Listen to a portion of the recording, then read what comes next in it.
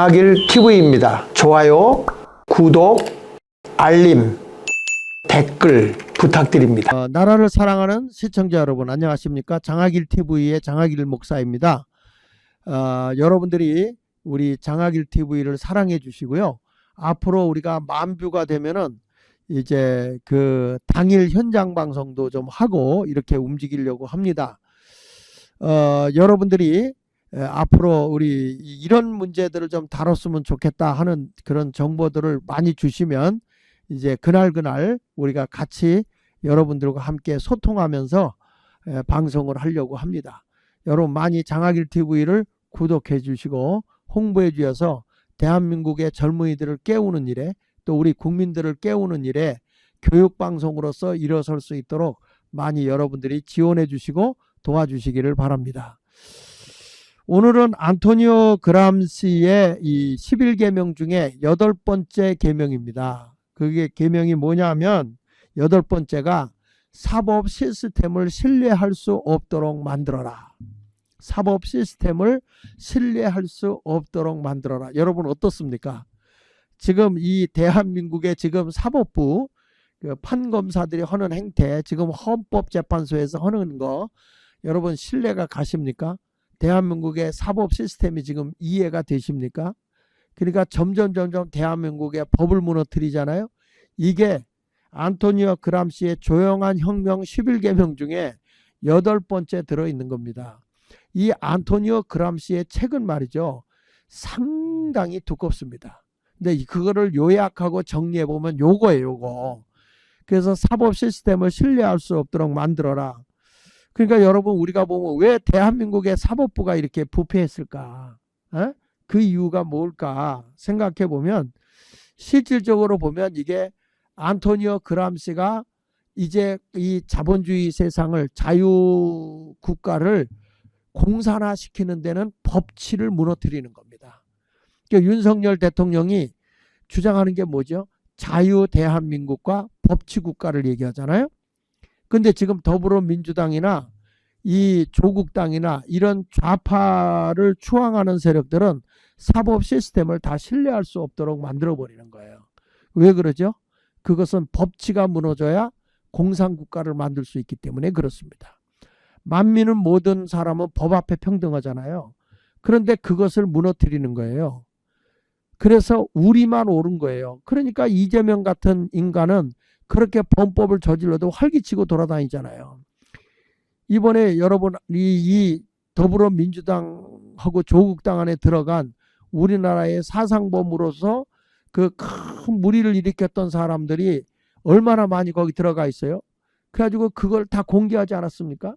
그러니까 이런 것을 우리가 보게 되면 정말 법을 만드는 나라, 그 저들이 법을 만드는 사람들인데 국민의 모든 사람들의 그 법 앞에 평등한 법을 만들어야 되는데 범법자들을 보호해주는 법을 만들다 보니까 나라가 엉망진창이 돼버린 거예요. 지금 오히려 이 나라를 바르게 세우겠다는 대통령은 구치소에 갇혀 있게 되고요. 범법자들은 활기치고 잘났다고 돌아다니고 앉았고, 이게 나라입니까? 이게 바로 대한민국이 안토니오가 말한 사법 시스템에 다 구석구석에 진지전을 구축하고 있는데 그들이 행동하는 거 보십시오. 지금 저들이 누굴 무서워합니까? 지금 윤석열 대통령 탄핵시키려고 하는데 그거 안 된다는 보장이 있어요? 그러니까 이 법치가 무너져 있기 때문에 이게 어렵다는 거예요. 그래서 이 사법 시스템을 지금 보면은 여기 보십시오. 헌법적 질서를 파괴하라. 이게 주사파의 가치관이거든요. 김일성 주체 사상에 젖어 있는 사람들의 가치관이 뭐냐? 헌법적 질서를 파괴하라는 거예요. 왜? 헌법적 질서와 애국적 가치관을 부정하고 파괴해야 주사파가 주도권을 잡는다 이거야. 주사파 헤게모니의 가치관이 그거거든요. 우리가 주도권을 잡으려고 하면 대한민국의 헌법을 파괴해야 된다는 거죠. 대한민국의 헌법이 저들은 사상범이라든지 간첩질을 한 사람이든지 이런 사람들이 문제가 되잖아요. 그래서 우리나라 외국인들도 간첩을 잡는 법을 빨리 제정하라 그러지만 더불어민주당이 그 법을 제정하지 않잖아요. 그건 왜 그렇습니까? 대한민국의 헌법 질서를 무너뜨리기 위해서 그런 거란 말이야. 그래서 2020년 1월 10일 날 개신교 목회자 단체가 시국선언에 문재인 때 한 얘기 아닙니까? 문재인 대통령은 대한민국 헌법 질서를 지켜내라. 왜 법을 무시하느냐? 그러니까 무조건 문재인은 우리들의 마음에 안 들면은 적폐로 몰아가지고 대한민국의 정체성을 혼란하게 한단 말이야. 무조건 남북 화해 추진으로 국가 안보를 위태롭게까지 한 거 아닙니까? 이런 일들을 한 거예요. 그러니까 우리가 이런 모든 것을 우리가 살펴볼 때에 대한민국의 헌법을 파괴시키는 것이 저런 그 안토니오 그람시의 사상을 받은 이 주사파 세력들. 그러니까 대한민국은 지금 법을 지키기가 어려운 거예요. 그래서 나중에는 검사가 막 그 수사를 하고 그러니까 검수완박법을 통과시키잖아요. 뭐냐? 검사는 수사를 할 수 없다. 이 법을 만든 거 아닙니까? 그게 완박법 아니에요? 영장 청구권과 기소권은 있는데 수사를 못해요. 그 수사권을 누구한테 넘겼죠? 경찰한테 넘긴 거예요. 이번에 공수처 같은 경우도 우리가 알듯이 서울중앙지방법원에서 지금 그 윤석열 대통령 이 검거하고 뭐 체포영장 청구하고 또 통신법에 의해서 검거하고 이렇게 수사하겠다 이렇게 영장을 청구했는데 서울중앙지방법원에서 다 기각했잖아요. 왜? 안 된다. 너희는 수사권이 없잖아. 그러니까 저들은 수사권이 없어요. 그러니까 뭐냐면 고발권, 영장 발부권은 있는데 수사권도 없고 기소권도 없는 게 공수처거든요. 근데 이 공수처가 뭐 그런 법에 있는 거 상관없이 그냥 가짜로다가 막 했잖아요. 그래가지고 한 번도 자기들은 이 서울중앙지방법원에다가 이 영장을 청구한 적이 없었다고 그러지만 이게 다 거짓말이 드러났잖아요. 그래서 이런 모든 것을 우리가 보게 되면 대한민국의 법이 죽었다. 그런데 이런 검수완박법을 일방 처리를 했는데 이게 서로 균형이 안 되다 보니까 법이 엉망으로 된 거죠. 그러니까 지금 더불어민주당 애들은 자기들이 법을 이렇게 만들어 놓고 자기들 함정에 걸려든 거란 말이에요. 그러니까 대한민국의 법을 이제는 지킬 수가 없는 그런 엉터리 같은 법을 국회 입법부에서 만들어 놓은 거예요. 문재인 정부 때. 이게 말도 안 되는 일들을 하는 겁니다. 그래서 이 옛말 김병로라고는 이 초대 대법원장이죠. 이분은 독립운동가고 그러면서 이런 얘기를 했어요. 이분이 바로 사법부, 법제, 입법, 법조윤리의 기틀을 세운 장본인이죠. 굉장히 존경받는 분인데 이분이 이런 말이에요. 법관이란 말이야. 법관이란 판검사를 얘기하겠죠. 털끝만큼도 의심받을 행동을 해서는 안 된다. 무엇보다 불의와 부조리에 저항하지 않는 판사는 영원히 구속될 것이다. 영원히 구속될 것이다. 무엇보다 불의와 부조리에 저항하지 않는 판사는 영원히 구속되고 사법부의 판결은 자유로운 영혼이 오직 양심에 따라 내리는 판결이어야 국민이 승복한다. 이렇게 말했거든요.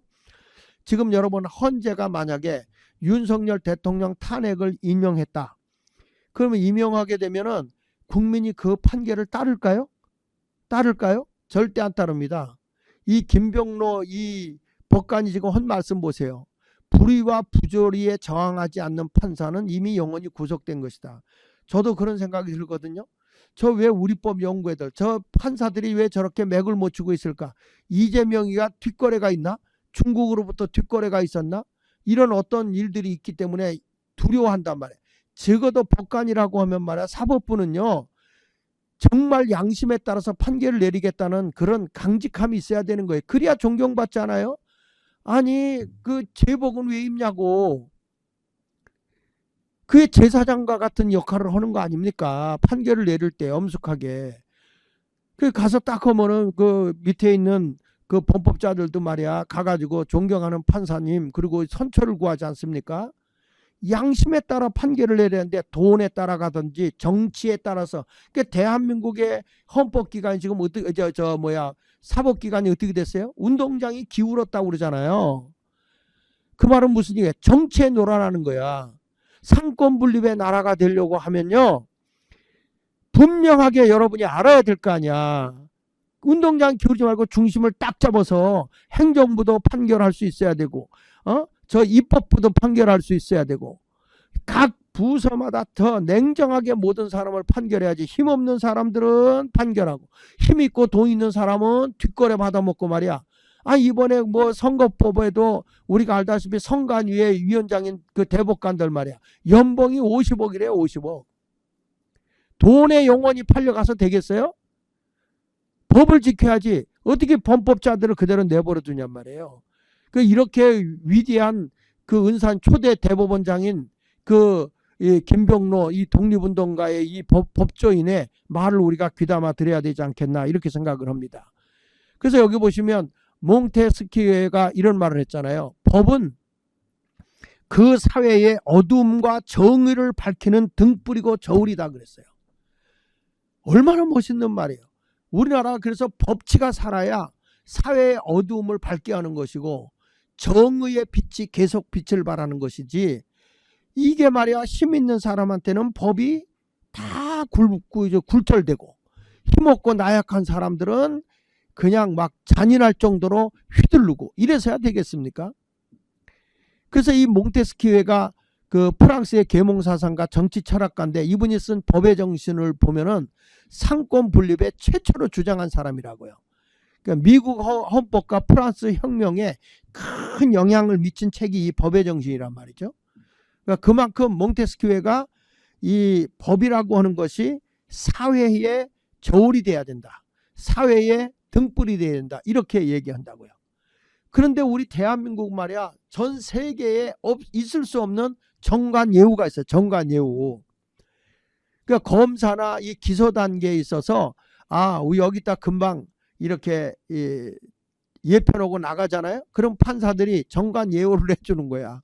그러니까 그분이 사건 맡은 거는 다 봐주는 거예요. 그러니까 이런 사람들은 나가면 돈 벌어 먹으라고 말이야. 한 사건에 몇억 대도 받아 먹잖아요. 그러니까 한마디로 서로 이권을 챙겨는 그 법적의 비리 카르텔이 이게 사법부예요. 사법부. 이걸 뜯어 고쳐야 되거든요. 정관 변호사를 선임하지 못하는 그 무전 피해자들의 억울함이 여기서 드러나는 거죠. 냉정한 게 아니라 돈이 많은 사람은 무죄. 그래서 옛날부터 나오는 거예요. 유전 무죄, 무전 유죄 이렇게 되는 거예요. 그러니까 돈이 있으면 무죄가 나오고 돈이 없으면 죄가 나오고 이래서야 되겠습니까? 정관예우라는 것은 여기 밑에 보면 법원이나 검찰의 고위직, 대개 부장 판검사 이상 이런 걸 지낸 법조인들이 변호사가 되면 이들이 맡는 사건을 굉장히 유리하게 예우해주는 이런 관행을 우리가 말할 때 정관예우라고 그런단 말이에요. 이게 부패되는 원인이죠. 법적의 고위공직자에게 그래서 전과자가 너무 많다는 거예요. 이용구 전 법무차관은 전과자잖아요. 2020년 11월 6일 귀가 중 택시 안에서 택시기사에게 욕설을 하고 위협하고 폭행을 했잖아요. 경찰이 내사 종결 처리해버렸어요. 2020년 5월에 차관직에 물러났지만 2023년 징역 6월에 집행유예 2년 이렇게 나왔어요. 약한 사람 같으면 다 집어넣죠. 이재명은 전과 사범에다가 지금 수사받는 것만 12건 내지 15건 된다고 그러는데, 지금 2003년에서 2004년, 2004년, 2010년 보세요. 파크부 특혜 분양분리 폭로 중 기자와 검사 사칭을 했어요. 검사 사칭을 했단 말이야. 그래서 이런 것들. 그 다음에 성남 시립의원 2004년도에 부결로 의회 점거 특수공무집행 방해, 의회를 막 점거했죠. 그 다음에 2004년 음주운전했죠. 2010년도에 성남시장 선거 때 공직선거법 위반을 했다고요. 정가 사범이에요, 이분이. 그리고 나서 지금도 대장동 사건이라든지 백학동인가 거기도 있고 말할 수 없는 사건들이 많이 일어나고 있습니다. 근데 법이 얼마나 형편이 없냐면 저렇게 몇 년이 지나가도 내버려 두는 거예요. 아니 윤석열 대통령은 힘없어서 그렇습니까? 법조인들에게 주는 거 없어서 그렇습니까? 왜 그렇게 잡아서, 이게 뭐냐면 하나의 좌익사상을 가지고 있는 카르텔이 형성이 돼서 나라를 바르게 세우려고 하는 그런 사람을 지금 구치소에다 집어넣고 이리저리 휘두르고 있지 않습니까? 그래서 우리 국민이 깨어나야 되는데, 이런 사상이 전부 다 안토니오 그람시가 주장하는 법을 신뢰하지 못하게 만들어라 라고 하는 그 법이 그대로 지금 적용되고 있는 거예요. 그러니까 사법 시스템을 신뢰할 수 없도록 만들어버려라 라고 하는 게 그대로 이루어지고 있는 것이죠. 그 다음에 이제 법 위에 군림하는 대한민국 판사입니다. 판사들이 법보다 자기들의 의견이 더 커요. 징계 처분을 받으면 성과급을 지급하지 않는 것이 일반 상식이고요. 그렇지만 최근 5년간 징계받은 판사가 20명이고 법원 공무원이 70명인데 성과 지급이 1억 4,900만 원 성과급이 지급이 됐어요. 무슨 얘기입니까? 원래 징계 처분을 받으면 성과급을 줘서는 안 되거든요. 상관없어요. 그냥 나가잖아. 5년 동안 징계받은 판사가 20명이고 법원 공무원이 70명에 이르는데도 성과급 지급했잖아요. 그러니까 이들은 법하고 상관없는 거예요. 그리고 2017년도에 보면 지하철에 몰래카메라를 촬영한 판사가 있는가 하면 2020년대 음주운전으로 취소된 면허로 운전한 판사 징계를 했잖아요. 이게 징계를 받아야 되는데 이런 것들에 대해서 징계받았으면 저들에게는 뭐가 없어요? 저들에게는 분명한 이 성과금이 없어야 정상이잖아요. 근데 그런 게 다 나간다는 거예요. 그래서 법 위에 군림하는 대한민국 판사들이다. 2015년 4월 9일 경남기업 성한종 회장이 자살하면서 로비 리스트를 남긴 사건이 있어요. 그러니까 이 법조인들이 이 로비를 해가지고 자기를 이렇게 힘들게 했다는 거 아닙니까? 이분이 자살하면서 남긴 거예요. 유언과 같이. 김기춘, 허태열, 홍준표, 이항구 이런 사람들이 전부 다 로비 리스트. 과거에 다 법조인에 유명해서 이런 일을 한다는 거죠. 그런데 나중에 가서 보면 이런 사람들은 어떻게 됐어요? 다 보세요. 항소심 재판부에 가서 최종 무죄가 되잖아요. 이게 무슨 얘기입니까? 이미 법조인들끼리는 이분들 다 검사 출신들 아닙니까? 그러니까 이 사람들끼리는 전부 다 카르텔이 형성이 돼 있어서 죄를 범해도 그냥 놔두는 거예요. 김기춘이 뭐 10만 달러, 허태리 7억, 유정복 3억, 홍문종 2억, 홍준표 1억 뭐 이런 식으로 쭉 걸렸는데 나중에 가서 다 무죄로 다 나오고 있는 거 아닙니까?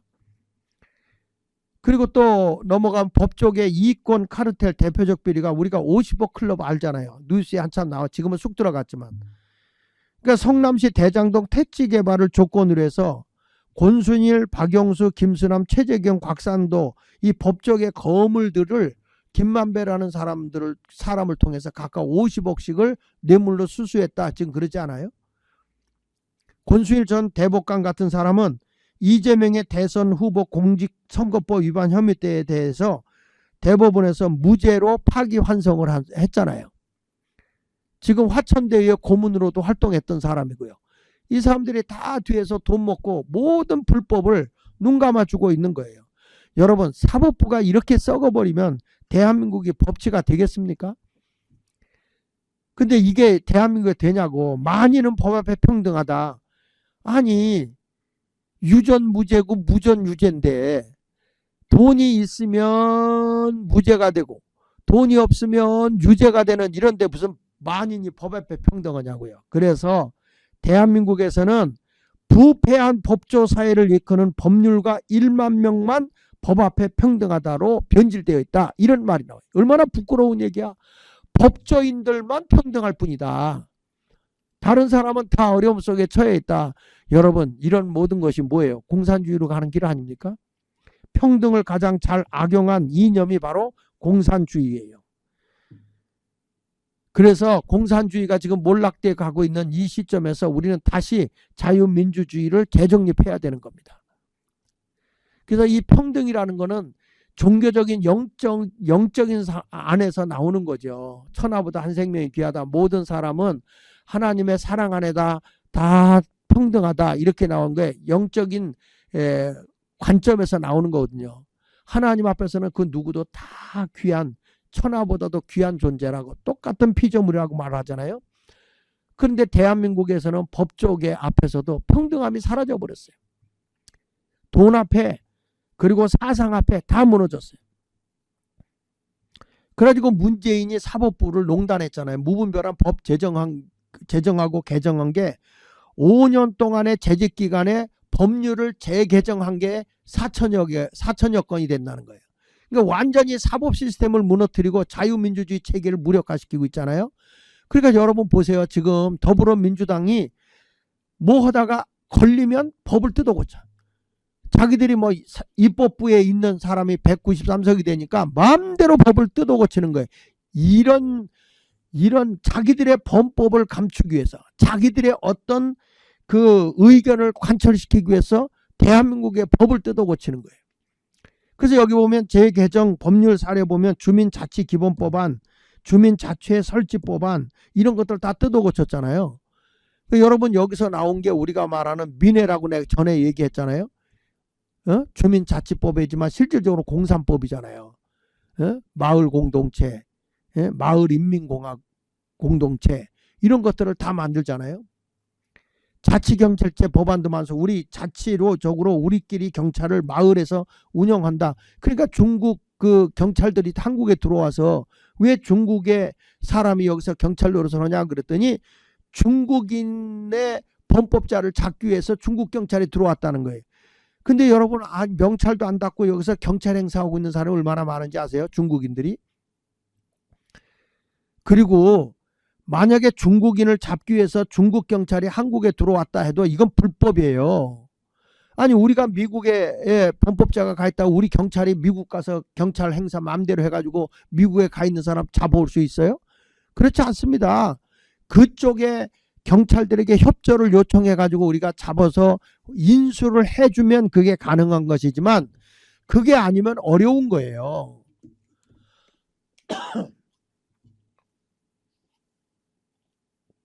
그래서 이게 마을교육공동체 법안, 마을공동체 활성화 법안, 협동조합 기본법, 시민사회 발전 기본법, 사회경제적 기본법, 비영리 민간단체 지원법.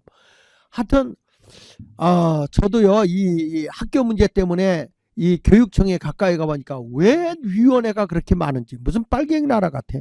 그리고 책임질 자들이 공무원들은 하나도 책임 안 지고 위원회에서 결정한 거라고. 위원회에서 결정한 전부 다 빠져나가기 위해서 만들어 놓은 거예요. 그러니까 한마디로 얘기해서 대한민국의 사법 시스템을 무너뜨리고 자유민주주의의 체계를 완전히 무력화시키고 있는 게 이제 문재인 정부 때부터 지금의 이재명 그 당대표가 되고 난 뒤부터는 더 심해졌거든요.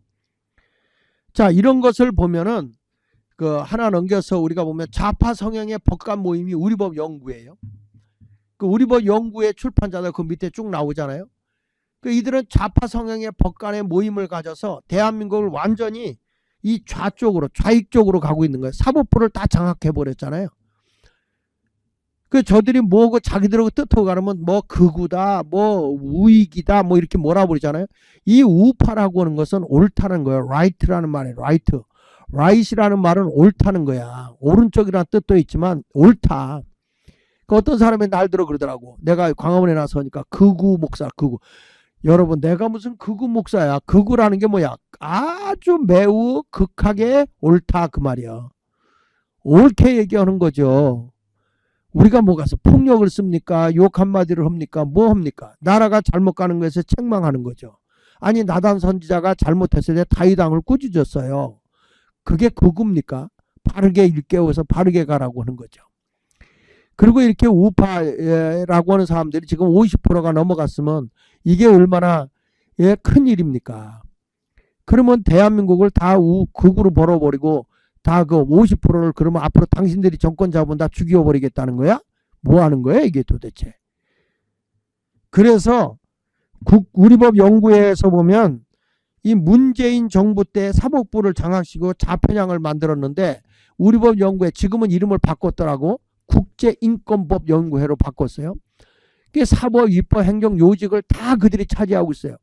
아니 판사들 3,000명 되는데 100명 조금 넘는 우리법 연구회들이 지금 보세요. 헌재에 지금 4명이 들어가 있잖아요.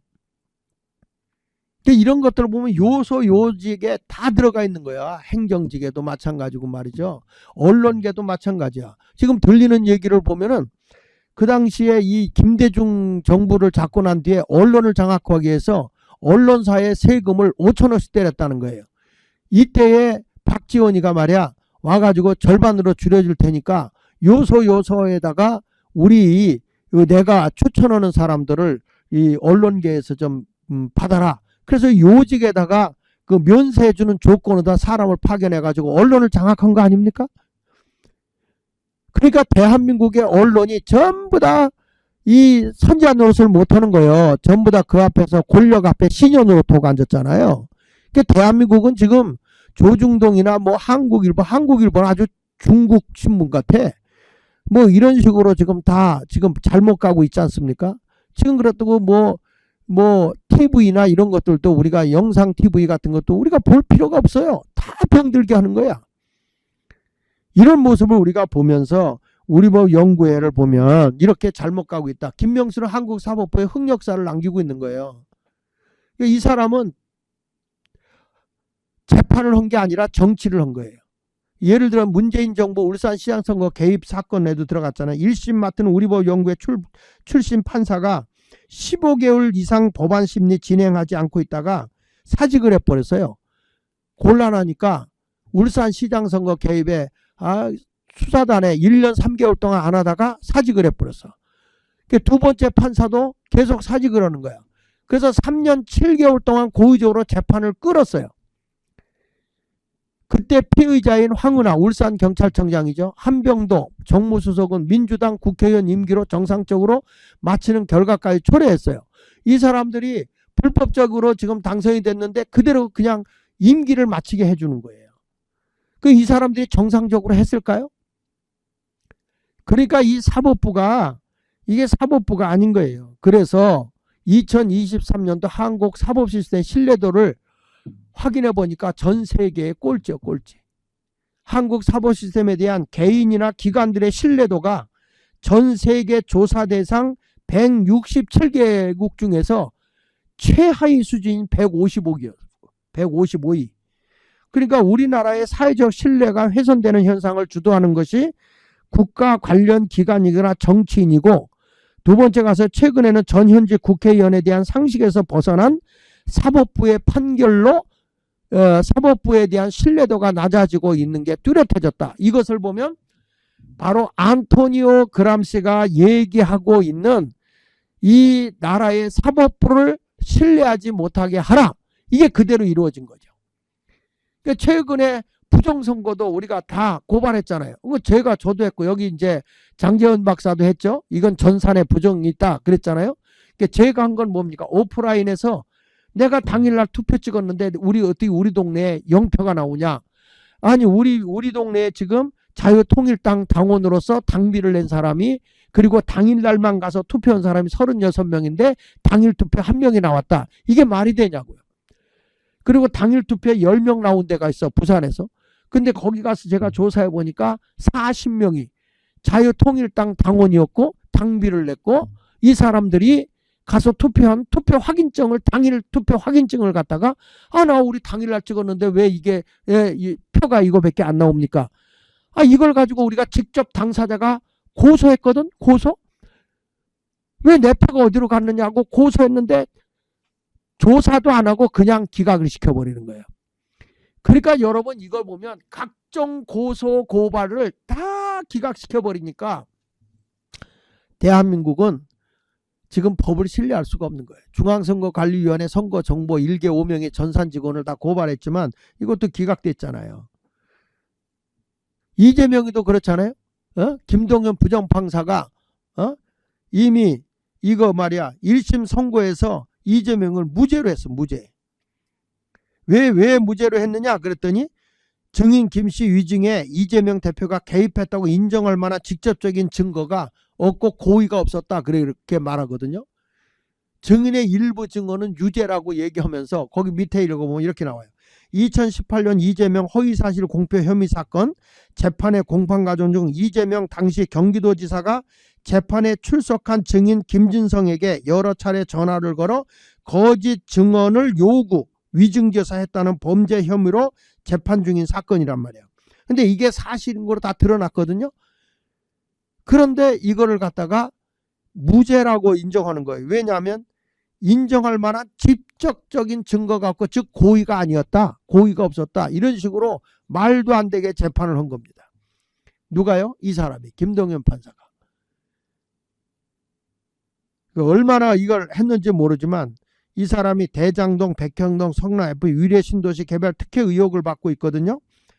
근데 이 사람이 이런 말도 안 되는 재판을 하게 된 거죠. 그리고 넘겨서 보면 이재명의 범죄 대장동 사건 같은 거에도 보면 지금 여기에 50억 클럽들 정치인, 법조인이 언론인들까지 무차비 여기에 다 돈을 로비를 한 사건이 이게 드러났잖아요. 그러면 이런 것들을 빨리 재판해야 될 거 아니야.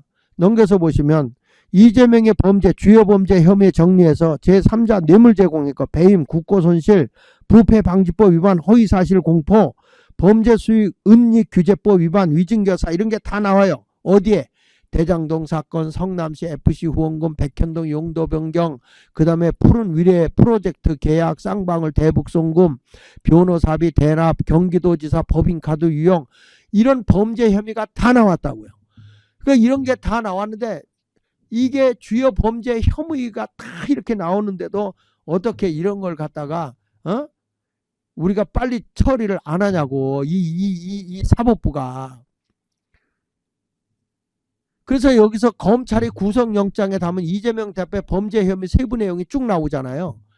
근데 이런 게 나오는데도 저들을 구속을 안 하는 거예요. 이 사법부가, 판검사들이 뭐 하는 건지 모르겠어요.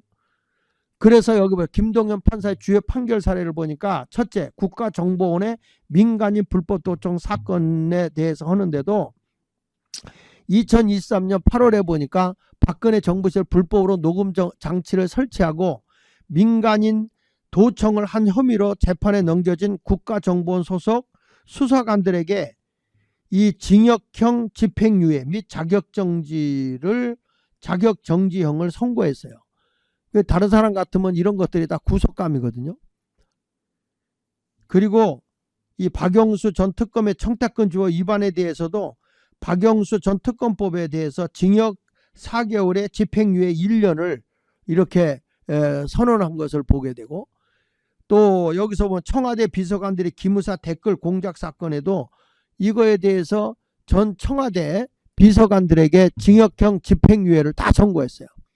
이게 구속당해야 할 일들인데 그냥 다 집행이에요. 법이 다 이렇게 그냥 마음대로 돌아간 거죠. 그러니까 이게 다 카르텔이 형성이 됐어요. 정치판사 5명을 보니까 최창훈이 경기도지사 시절 이재명이 사건입니다. 1심에서 무죄 선고했어요. 권순일은 이재명 기소사건 2심을 유죄를 뒤엎고 대법원에서 무죄 선고했어요. 50억 클럽 사건 혐의로 조사받고 있는 사람이죠. 이 사람이. 그러니까 돈을 먹고 다 봐준 거야. 유창훈이는 이재명 기소사건 구속영장을 기각시켰어요. 백현동 대북송금, 공직선거 위반, 위증교사 혐의 등을 다 기각시켰어요. 지금 대북송금 같은 거는 미국에서도 이걸 다 보고 있었잖아요. 그리고 강규태, 이재명 공직선거 위반 혐의 사건 1년 반 질질 끌다가 무채용에 사표냈고, 그리고 이 혐의 사건 1심에서 김동연이는 무죄로 선언했고, 그러니까 이런 것을 보면 사법부가 완전히 정치의 시녀가 되어 있고, 누가 힘 있는가 해서 이 다음에 나 저기 가서 입법부에 들어가서 국회의원을 한번 해먹어야지 이래가지고 눈치만 실실 보고 있는 이런 모습을 우리가 보게 된다는 거예요.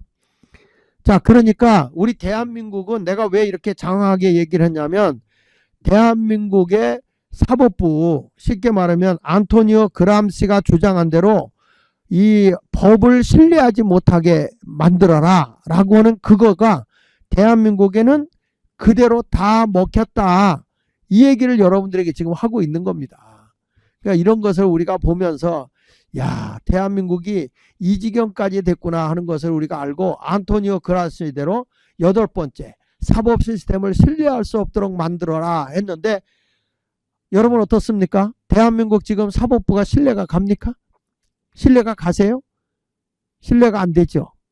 힘없는 사람들만 억압하려고 하는 거예요. 이번에도 여러분 알다시피 그 서부 그 법원에 말이야, 거기에서 젊은 애들이 말이야 불법을 행한 거에 대해서 항의했다고 그래서 다 감옥에다 집어넣어요.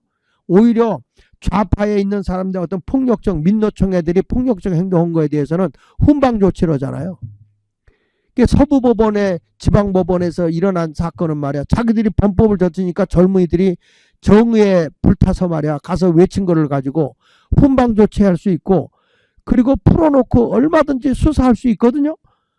그런데도 그냥 감옥에다가 이게 10대도 있어요. 10대도. 그 60여 명 이상을 갖다가 감옥에다 집어넣고 있으니 도대체 이 서부 지방법원은 이게 정상적인 데냐고요. 그래서 우리는 형평에 따라서 법이 들쑥날쑥하는 이런 것을 보면 우리는 믿을 수가 없다. 이런 것을 지금 얘기하는 겁니다. 이것이 뭐냐? 공산주의로 가고 있는 증거다. 이 안토니오 그람시가 우리에게 이렇게 일러주는 거예요. 8번째, 사법 시스템을 신뢰할 수 없도록 만들어라. 여러분, 오늘은 8번째 계명, 여기까지 제가 여러분들에게 이 안토니오 그람시 조용한 혁명, 공산주의로 가는 11계명 중에 8번째 계명을 했습니다. 여러분들이 구독, 좋아요 꼭 한번 눌러주시기를 바랍니다. 감사합니다.